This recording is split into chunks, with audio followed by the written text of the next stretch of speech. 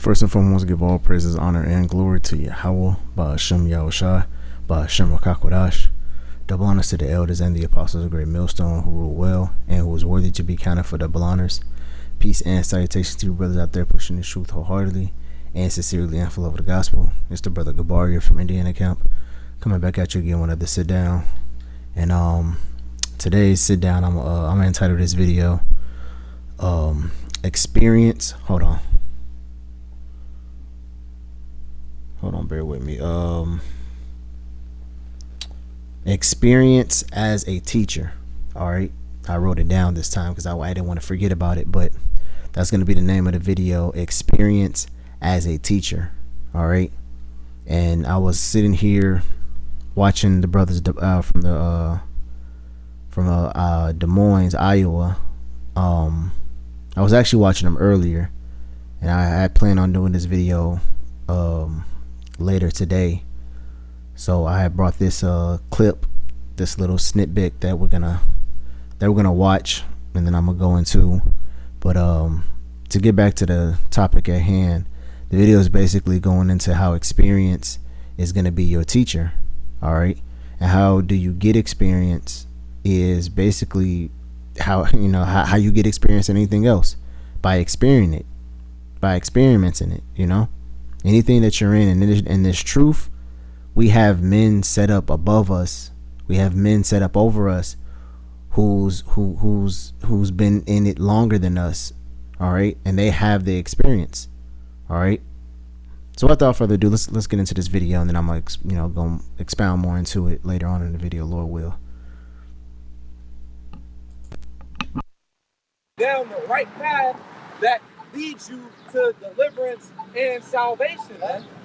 Keeps you on your way. And then we got men ahead of us that they know what's behind them. Look, you got some construction coming up.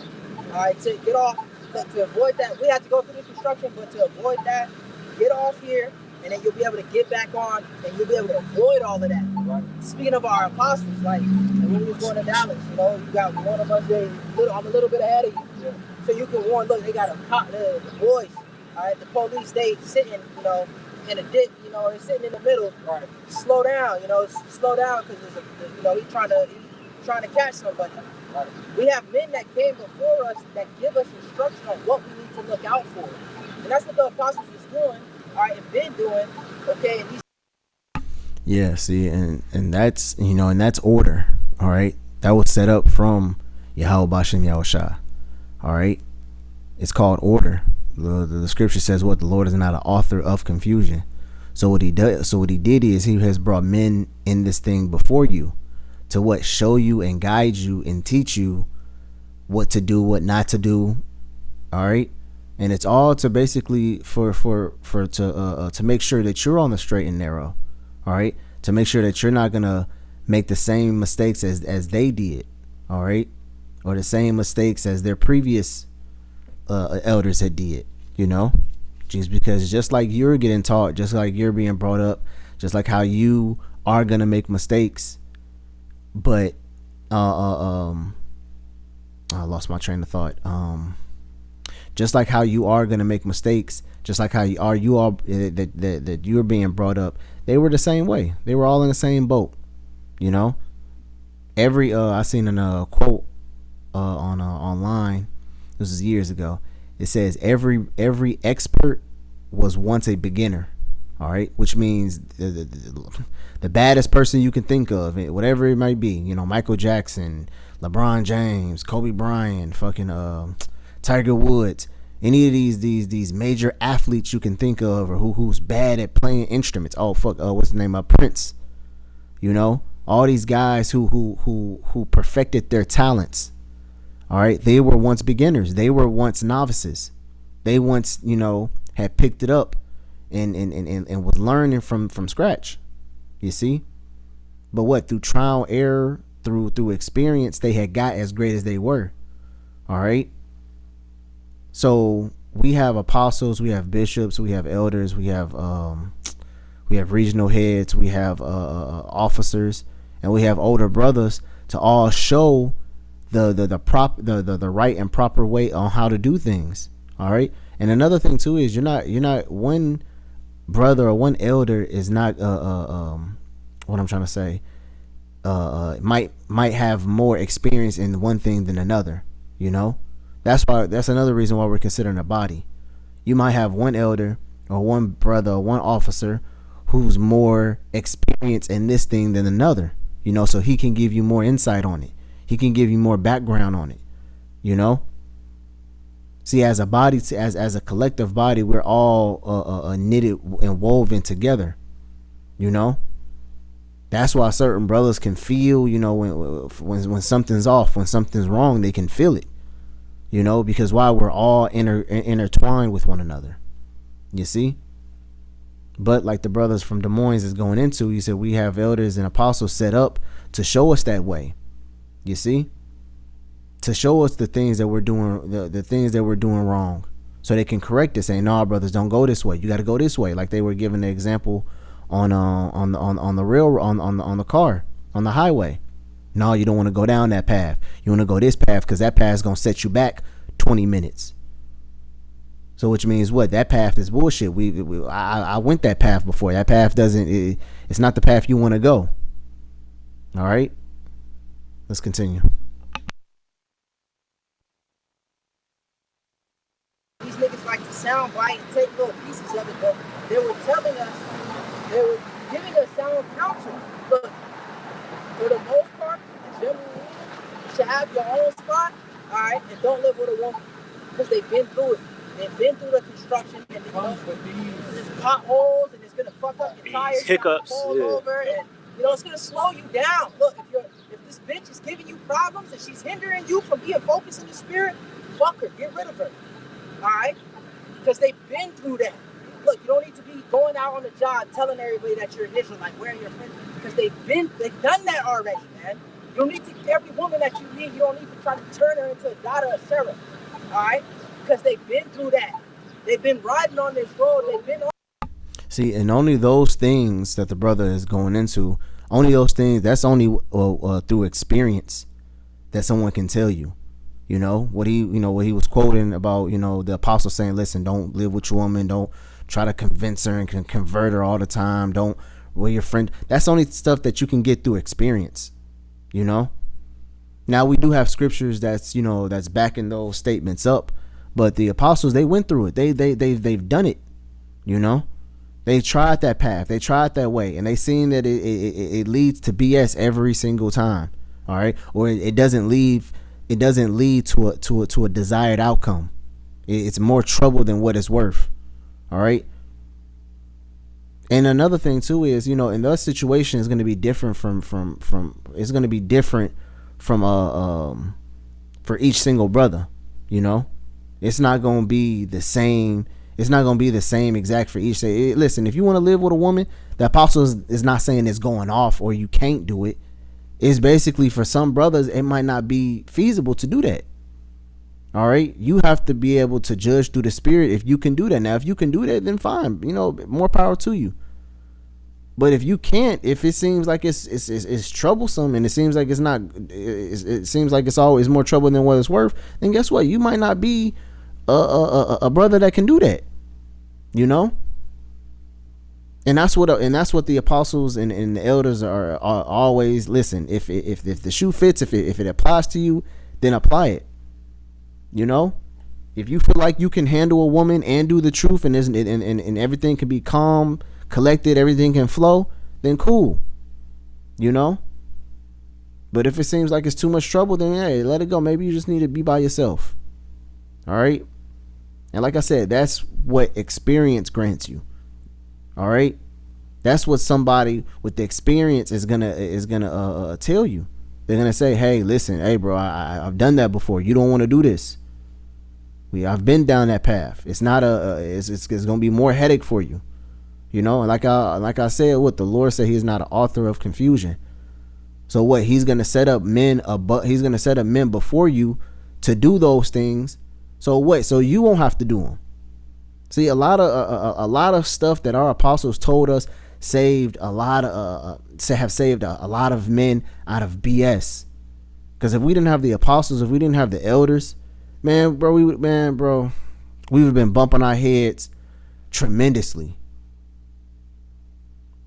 we would have been fucking hitting the same potholes, the same mistakes they did, if they weren't set up to sit here and warn us and tell us about the danger that befalls us. Oh, you don't want to do that, brother? Hey, listen, if you do that, this is what's gonna happen. Number one thing I heard, I can't remember exactly where I heard it from, but what is it? I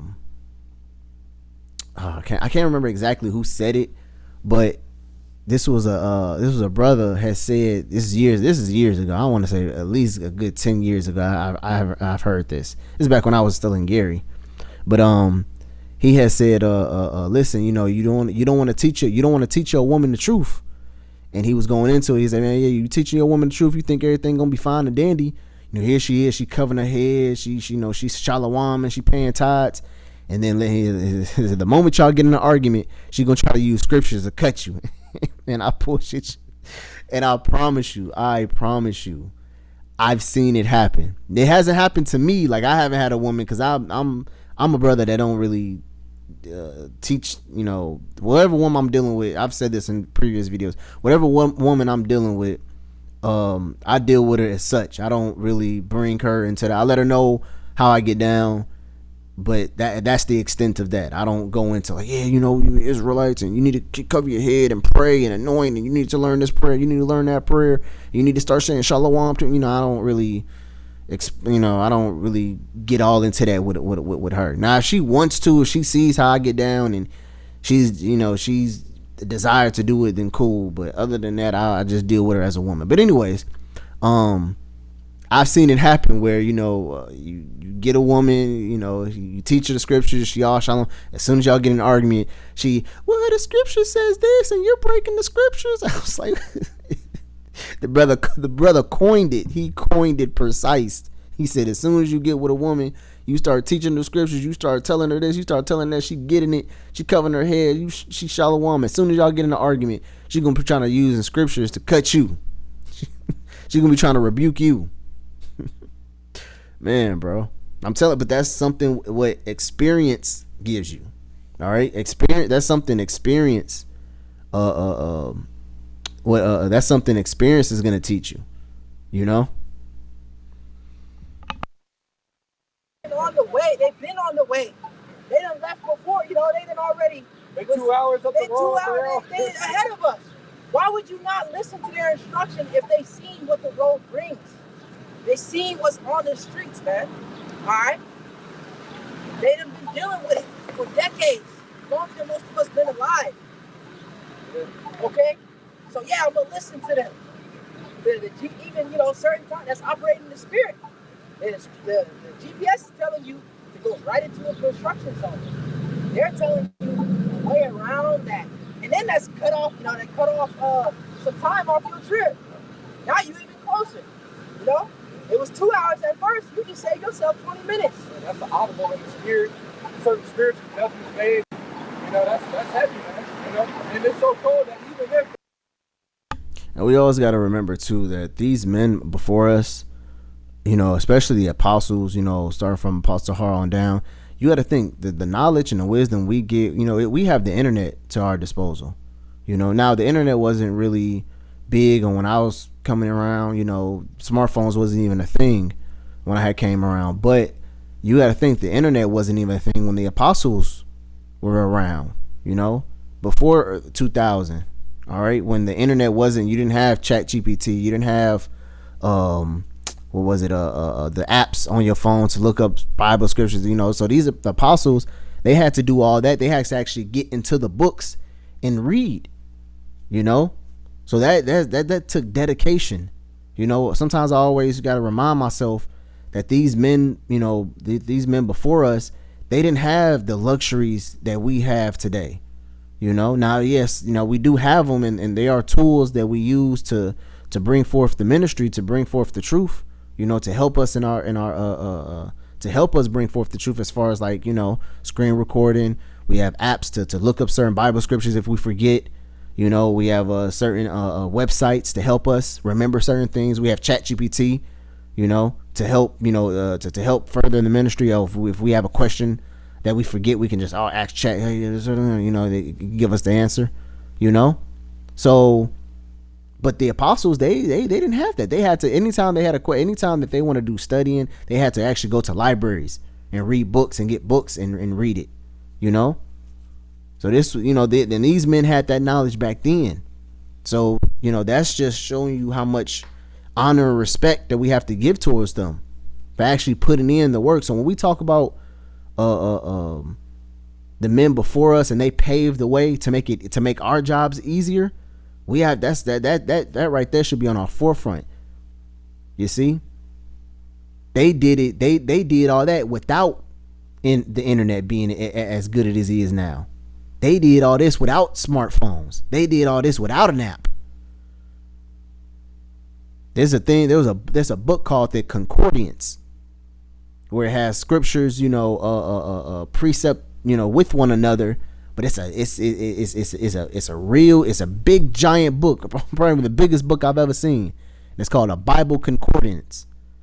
And when you go in and when you go into it, basically every scripture has a couple precepts to back up the scripture, you know. And when you want to find something, this is real delicate. You really got to go into that and read it. I remember going into the Concordance. I remember, you know, opening up the Concordance and reading it, you know. And that's what the apostles, that's the type of tools the apostles had. And a lot of, you know, Jake nowadays, they don't even know what a Concordance is, you know. So we have to always remember that, you know, these men before us, they actually had to put in work. They didn't have it as easy as we do.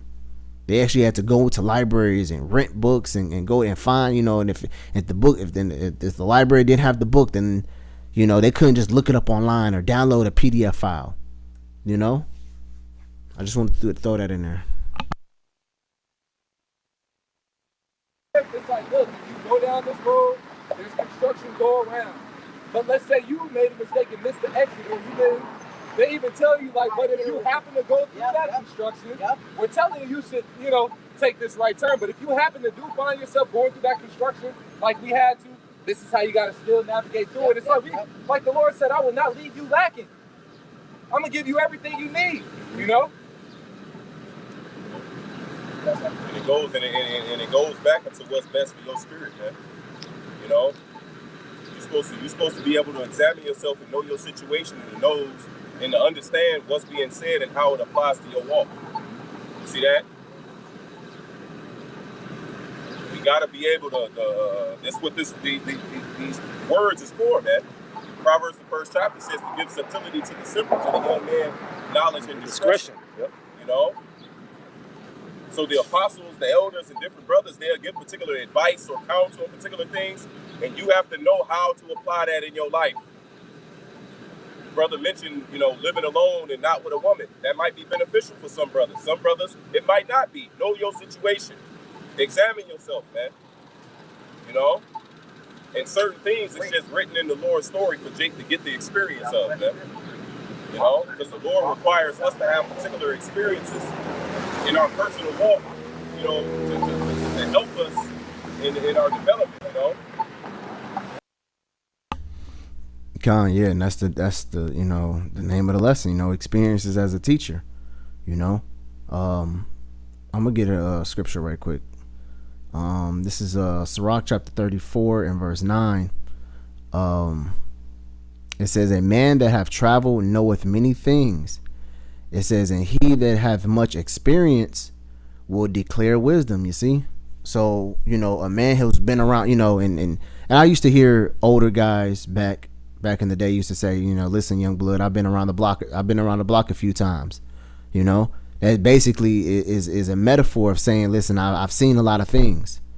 You know, I've witnessed a lot of things. You know, or another one is how does it go? I forgot exactly how they say it, but the older guy would say, listen, you know, listen, son, you know, I've been on this earth for a long time. There's nothing you can really show me that I haven't seen already. You know, basically saying, you know, everything that you've done, I've probably done it twice. You know, And I me personally, I've spent, you know, majority of my life around older men, you know.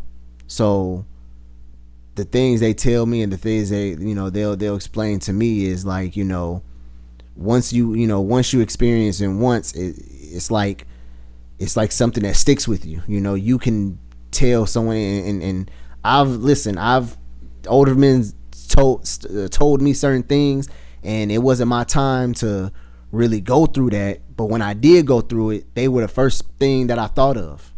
You know, matter of fact, one testimony right quick I'm thinking of is the beloved Elder Demashapot from our camp from Indiana. He told me, you know, when I was in high school, I ended up was with a chick, and I you know, it was high school, you know, what they say, puppy love. I was in love with the chick, and, you know, me and her didn't work out, and it hurt. You know, I was with her. She was the longest chick I've ever been with, so it hurt a little bit, you know.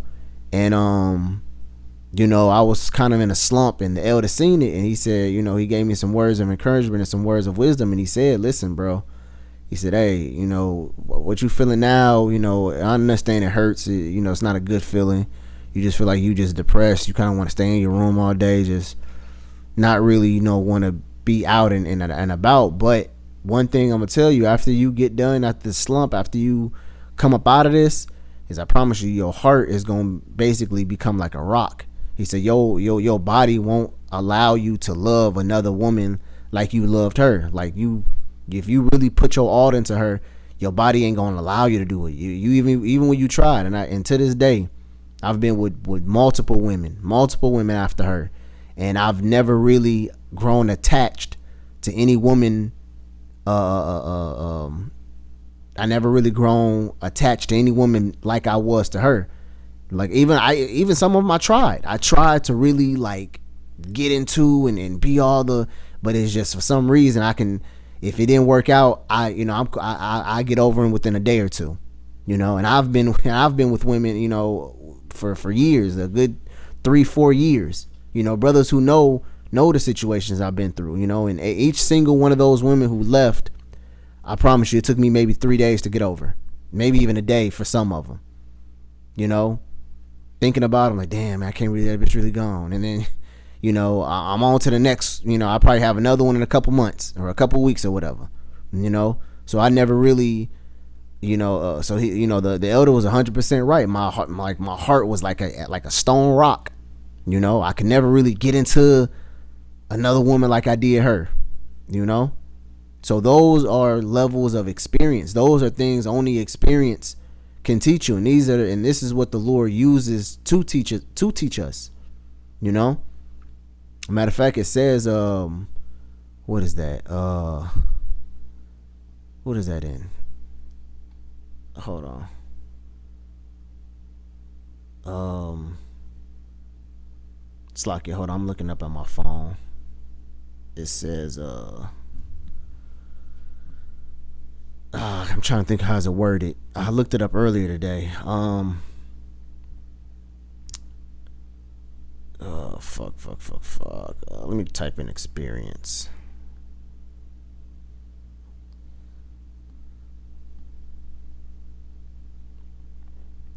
What advantage?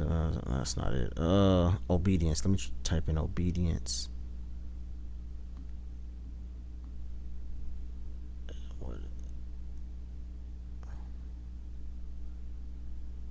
It's like, bear with me for a minute. What the hell? Why is it not searching?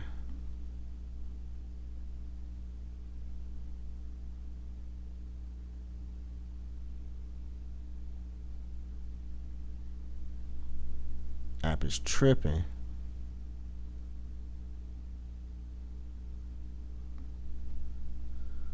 Okay, let me see. And through this. Okay, here it is right here. It was Hebrews chapter.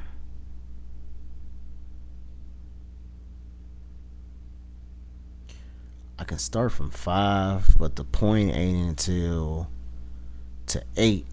I'm gonna start from 5. Fuck it. Yeah, I'm gonna start from 5, and I'm gonna get the point is at 8. This is Hebrews chapter 5 and verse 5, It says, so also Mashiach glorified not himself to be made a high, to be made a high, to be made. It's like, let me start over. It says, so also Mashiach glorified not himself to be made a high priest, but he that said unto him, thou art my son, till today have I begotten thee. As it says, as he said also in other place, thou art a priest forever after the order of Melchizedek. Verse 7, it says, who in the days of his flesh, when he had offered up prayer and supplication with strong crying and tears unto him, that was able to save him from death, and was heard in that he feared. Here's the point. Verse 8 says, though he were a son, yet learned his obedience by the things which he suffered. You see? So in this talking about Yahushua, so what? Through that suffering through that obedience, he learned it through suffering. So sometimes in order, to obey, or in order to get the experience of something, we're gonna have to suffer it. A brother can't tell you, he can't give you what I'm trying to say. He can't give you no wisdom or no answers or something that he himself hasn't went through, And see, I came in this truth as a teenager, and like when I used to say certain things, when I used to, make videos and prophesy saying, yeah, you can't commit adultery, you can't be out here sleeping on that. I really, because I was a virgin at the time, so it was really like I was kind of like, I was looking at adultery like, damn, how could you, go out there and sleep with another man? I mean, that's I still look at it the same way, but I wasn't. What am I trying to say? Hopefully I'm making sense. Basically, when I was a teenager telling men not to commit adultery, I used to like, what I'm trying to say, I used to get like confused and be like, how the fuck can men out here commit adultery? That's wicked, that's this. But I haven't had sex yet, so I didn't know what the temptation was. You see what I'm saying? So once I went out there, done the do, understood, then I got understand. Okay, now I understand why, if men go out there and do it, because it's a temptation. It's your flesh leading you. You see a woman with a fat ass, big titties, you be like, oh damn, I want to get with that. See, as a virgin, I really didn't understand it because I really haven't had none yet, so I really didn't get the whole understanding of it. But when I did get it, when I eventually did, got with my first woman, it made more sense. That's why, what I'm trying to say, that's where the experience came in at. That's when I say, hey, listen, you can't be out there being lustful, looking at these women doing all that. But I already had sex now, so I understood it more. I hope I made sense there. Like I said, sometimes my words jumble up and don't really make sure I'm saying what the right thing I'm trying to say. But anyways, that's what I wanted to get. I'm gonna read that over again. Verse 8 says, though he were a son, yet learned his obedience by the things which he suffered. Yeah. So experience is always going to be the best teacher. All right. I'm gonna go back to this, back in Sirach. I'm gonna read verse 9, and then I'm gonna go back, and then I'm gonna read some more down. Verse 9, it says, a man that hath traveled knoweth many things, and he that have much experience will declare wisdom. Verse 10, it says, he that hath no experience knoweth little. You see? But he that hath traveled is full of prudency. All right. And we understand the word prudent or prudency goes into be able to look from afar off and prepare yourself now. All right. So if you see if you're in a house and you smell smoke, you see smoke, and it's starting to get warm, you using prudency, you're using your context clues. They teach you that in school, that you're using the context clues to sum up, it might be a fire in here. I'm smelling smoke. I'm seeing smoke. It's getting warm in here, and I'm seeing I'm starting to hear crackling. That means it might be a fire somewhere. You're using a context clue, even though you might not see the fire, but you're using context clues to predict that, you know what, it might be a fire here. Let me get the hell up out of here. That's what prudency is. So prudency is to be able to see something afar off, to be able to see something that's coming, and you properly prepare yourself. If you see dark clouds, or if you see sometimes if you go outside, if you feel heavy winds, if you see dark clouds, it gets dark and the air gets real moist, it might means it's about to start raining. All right. So it says, what, he that have no experience knoweth little, but he that traveleth is full of prudency. So what, a man that has much experience, they can see certain things because they see the signs, and they can see certain things before they even happen. That's when talent that it comes with having experience. You can see it before it even really happens. All right. Verse 11, when I traveled, I saw many things, and I understand more than I can express. Yeah, man. Because once you out there, once you've been around the block and you've seen a lot, it's like, man, it's more than you can just say. You can't really even tell a person. You can't even really you can't really even sit down and explain everything that you've seen. You know, you just have to wait till the opportunity presents itself. If you see a brother doing something and you've done it before, if you've seen a brother going through something, if you've went through, then you can express what you did and how you got up out that situation. You know, but then again, you also have to use what the elder Mathathi has said. You have to use that experience to your own self. You have to use wisdom, knowledge, and to see, is that going to rightfully fit what you got going on. See what the apostle said, hey, don't live with a woman, don't do this, don't do that. But you got to see it. Listen, is that beneficial for me? Can I do that? All right. Now, they do have certain played out commandments they tell Jake not to do, you know, but then it's other things that's an what is it, a suggestion, you know. Hey, brothers, I wouldn't do this if I were y'all. You know, and you have to have the right, you know, you have to have the right spiritual mindset to know if that applies to you or not. All right. Let's get back to the video. But I'm holding this is Jeremiah 18 and 15. It says, because my people have forgotten me, they have burned incense to vanity, and they have caused them to stumble in their ways from the ancient paths, to walk in paths in a way not cast up. So here it is. This is a beaten path, man. Right. Right? It's already been treaded down. It's already been treaded. It's been paved. All the stones been removed. So this is the proper way to walk. You see? The way of salvation. That's like a that's like a road that's, you know, in today's time, it's got the lines, yep. It's laid, it's a smooth drive. So when you ride in your car, it's just smooth. Right. It ain't bumpy. It ain't, it's a smooth ride, man. But our people is refusing that way and going into a way not cast up. Now, what does that mean?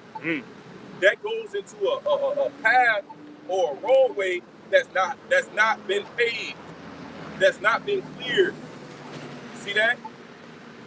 I remember as a shorty, man, when I used to walk to school, I used to walk through this park. And all of us in that neighborhood used to cut through that area, so to the point where it literally paved the way. It was a dirt path. The grass stopped growing in that area, and it just left a path where you know that's where I'm walking. You know. And then I remember years later, after I had moved from that neighborhood, and I probably was in high school by that time, I had walked.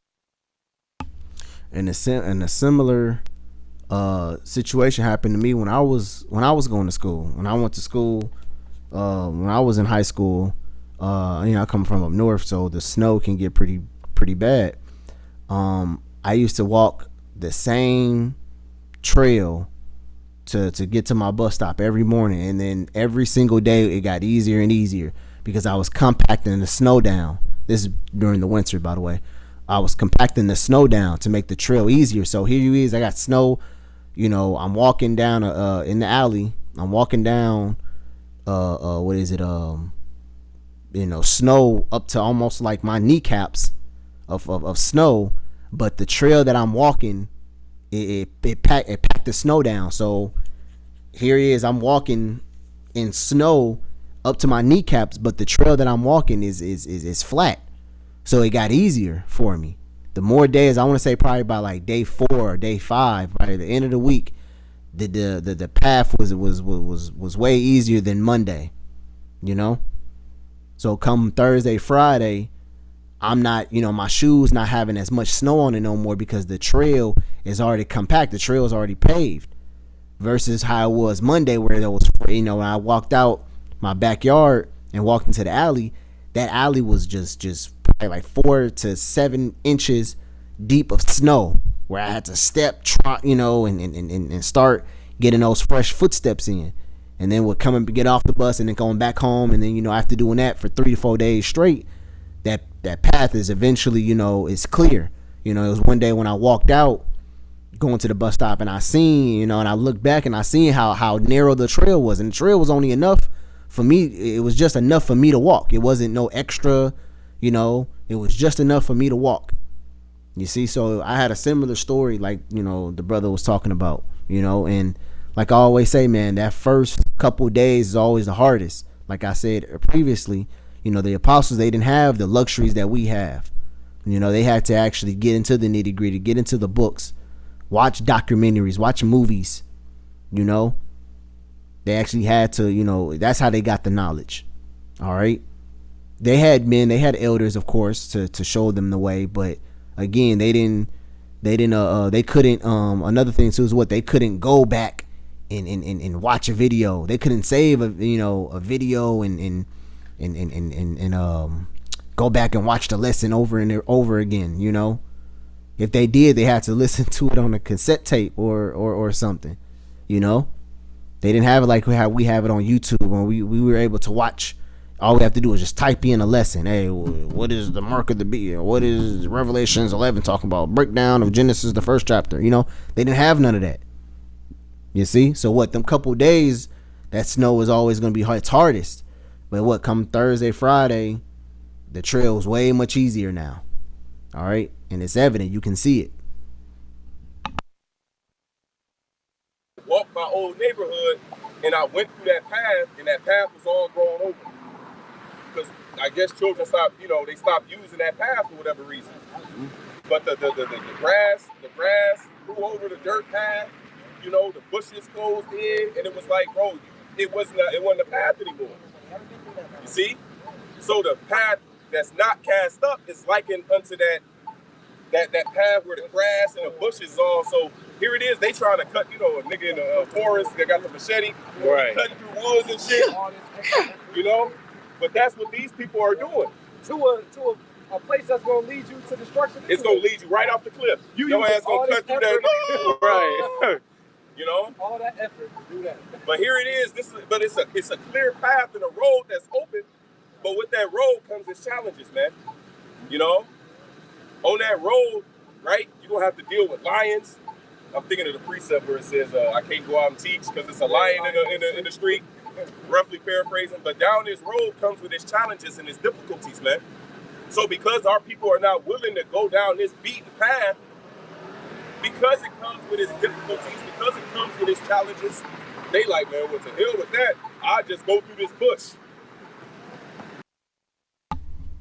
Right, and that's another thing too. With certain with this path and this roadway that we walk, our elders, our apostles, they want to make sure brothers stay on it. So one thing that they do is what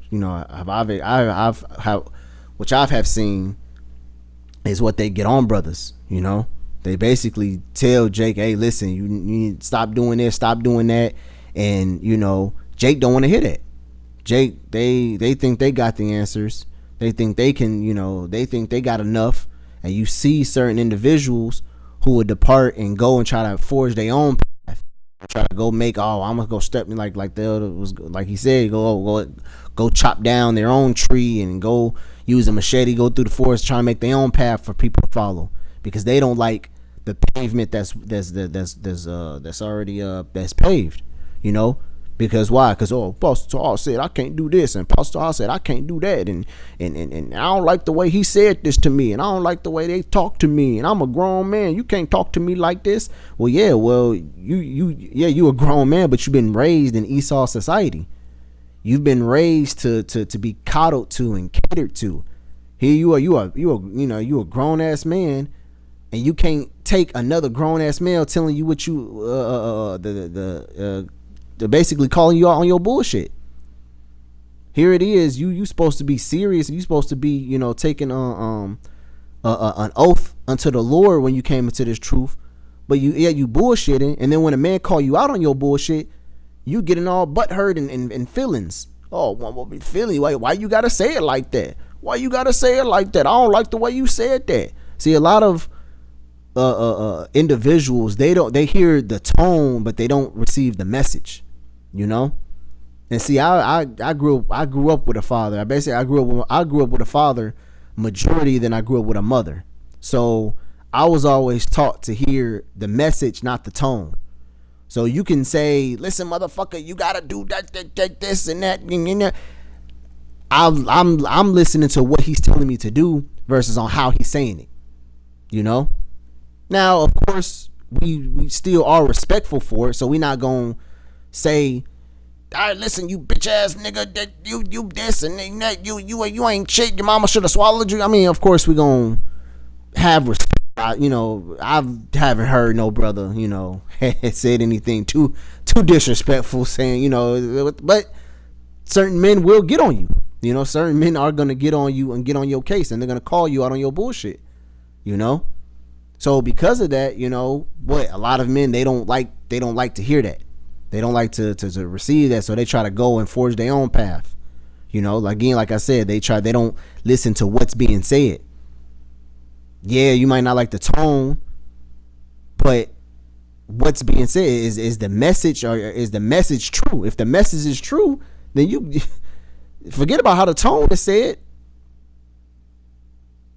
Here is you can have a sweet message. The message can come into you like it can come into you, delivered into your mailbox. You can step outside, grab it, look, it's all nicely in an envelope. Or guess what? It can be thrown on the ground. You got to bend over, pick it up. It got mud on it, it got dirt on it. Guess what? The message in the envelope is still the same message. All right. As a matter of fact, let me grab this right quick. This is Hebrews chapter 12 and verse 9. It says furthermore, we have had fathers of our flesh which corrected us, and we gave them reverence. Shall we not much rather be in subjection unto the Father of spirits and live? You see? And the fathers of flesh is our our physical fathers, But a lot of you guys, especially ones who get butthurt and don't want to take, rebuke, or don't want to listen to what the apostles got to tell you. A lot of you guys didn't grow up with fathers. So when you actually have a masculine male figure in your life, you don't know how to handle that. You've been raised by your mother about feelings and emotions and how I feel, and coddle me, That's what you're used to.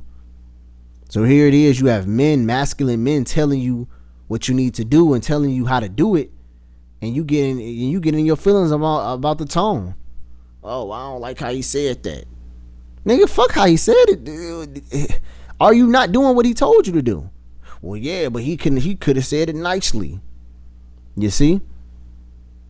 See, like I said, man, I grew up with a father, so it was rare. It was rare. Emotions wasn't being emotional was a rare thing growing up. It was a rare thing. It was, Pops was like, hey, listen, get over it. Get over it. This is how life is. It's like this. I don't know what to tell you. So I grew up kind of, I guess if you want to call that bad, I don't know what you want to call it, but I kind of grew up emotionless a little bit. Matter of fact, I always tell, I actually had a few women leave me for this because I didn't know actually how to, when they express themselves and when they like, I just need somebody to talk to. I'm not a good advice giver. I don't really know, because I don't, really talk through emotions. I'm not a, matter of fact, my woman's father had died about a year ago, and I really didn't know what to say. I mean, of course, everything's gonna be okay. It's cool.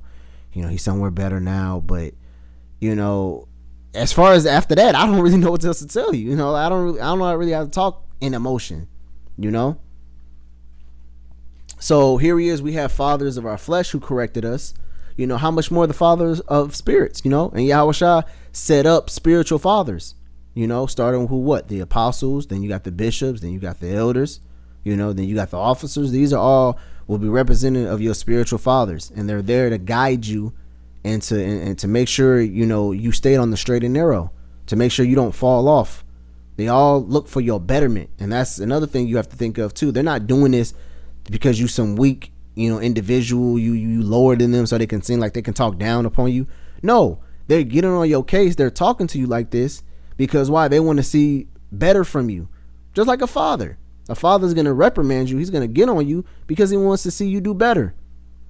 He wants to bring out the best version of you within you, if that makes sense. He knows you can do better. So guess what? He going to get on your case about it.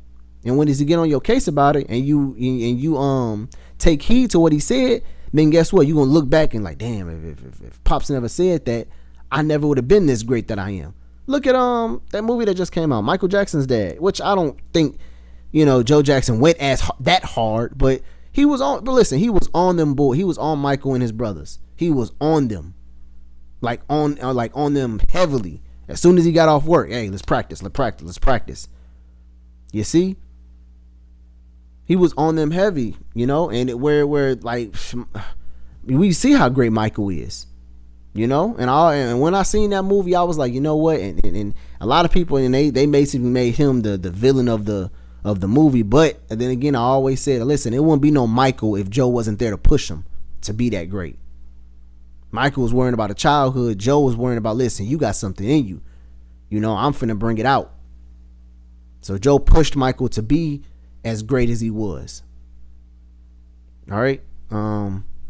Verse 10, it says, for they verily for a few days chastise us for their own pleasure, but he for our profit, that we might be partakers of his holiness. Verse 11 says, now no chastising for the present seem to be joyous, but grievous. Nevertheless, afterwards it useth the peaceable fruit of righteousness unto them which are exercised thereby. You see? So what? No chastising is going to seem like it's joyous. No chastising seem like it's going to be, the best time ever. Because you sitting there getting chewed out. You sitting there getting cussed out. Listen, I've been cussed out. I've been cussed out plenty of times, in the truth and by my actual father, and it always you always have those demons hit you. We get it. Those demons going to hit you. You don't need this. You can go do the truth by yourself. You got the knowledge. You got the access to the elders too. You don't need this. You can just lead a camp. We all get them demons hitting our mind when you get cussed out, or what? You start be like, man, I ain't finna be so happy. I'm finna just be cold. I'm finna just be serious all the time. You get those demons are gonna be fucking with you when you getting cussed out. Or what? Another demon is what? Hey man, this ain't right. You know the truth. You know that this ain't right. You know what you doing. You know what you doing. You know you on point. You know you ain't doing nothing wrong. That's another the nothing wrong demon. Everything you do is completely on point. You didn't do nothing wrong. So the scripture says, well, listen, no chastising seem to be joyous, but grievous. Look, you're gonna get grieved. It's gonna be grievous. It's gonna be, troublesome. It's gonna be distressed. You ain't gonna feel your best. But what? It says, nevertheless, afterwards it yields the peaceable fruit of righteousness. You see? It yields the most peaceable fruit of righteousness. Because guess what? Once you come out of that, what Apostle Ramla told me this when he was down here. He said, listen, when you tear down a brother, when you rebuking a brother, when you get on a brother's case, you got to learn how to, when you tear down that brother, you also got to build that brother right back up. You can't just tear down a brother and just leave him how he is. You gotta, when you tear down a brother, when you rebuke him and get on him, then you gotta learn how to build him back up. Because he's still a man of the Lord. You still gotta, treat that man as such. All right. You can't you just sit here and just talk down to a brother all the time. You gotta learn how to build that brother up as well. So listen, and that's the whole duty of it. You being a better version of yourself. You being better than you once were. That's the whole reason why to tear down and to build and being the build and build back up. So you can so you can come back stronger, back better. That's what the muscles do when you go work out. When you working out, you don't go to the gym to get stronger. You actually go to the gym to get weaker. You're tearing down the muscle. When you go there and you lift the weights, you bicep curling, whatever, you're tearing down the muscle at a molecular level. And then when you go home and you rest and you recover and you eat, that's when the muscle comes back stronger. That's when the muscle gets built back up. All right. So yeah, it's not gonna seem, joyous or happy when you're sitting there getting chewed out. But once that recovery process hit, a couple days after, a couple weeks after, then guess what? You're gonna be a better version. You're gonna be a little bit more stronger. All right.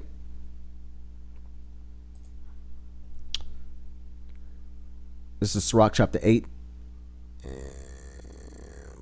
In verse 8, it says, do not disregard, this is the GNT, it says, do not disregard what the wise have said. Study their proverbs. For them you can learn to be cultured and to serve great people. Verse 9, pay attention to what old people say, for they learn from those who came before them. You can learn from them, and they can teach you how to have a answer ready when you need one. You see? So hey, listen, pay attention to what these men say. Pay attention and learn from them, because they can teach you how to give an answer according. They can teach you how to give an answer. Or you can learn how to be cultured. Let's look at this word culture right quick.